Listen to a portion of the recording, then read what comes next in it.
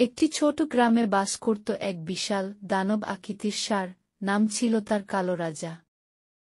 গ্রামের সবাই তাকে ভয় পেত, কিন্তু রহিম চাচা তাকে নিজের সন্তানের মতো ভালোবাসতেন। তিনি বলতেন, ও আমার ছেলে, কথা না বললেও সব বুঝে। প্রতিদিন সকালে কালো রাজা রহিম চাচার সাথে মাঠে যেত আর রাতে ফিরে আসত কাঁধে মাথা রেখে।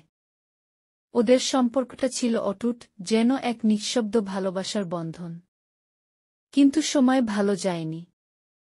অভাবের চাপে পড়ে একদিন রহিম চাচাকে কালো রাজাকে বিক্রি করে দিতে হয়। বিক্রির দিনে রহিম চাচা চোখে জল নিয়ে কালো রাজাকে শেষবারের মতো আদর করেন। কাপা কণ্ঠে বলেন, ক্ষমা কর বাবা, আমি তোকে খুব ভালোবাসি। কালো রাজা গরুর গাড়িতে চড়ে বসে। গাড়ি চলতে শুরু করে, কিন্তু হঠাৎ সে থেমে যায়। গাড়ির সামনের কাঠ ভেঙে দিয়ে ছুটে আসে রহিম চাচার দিকে।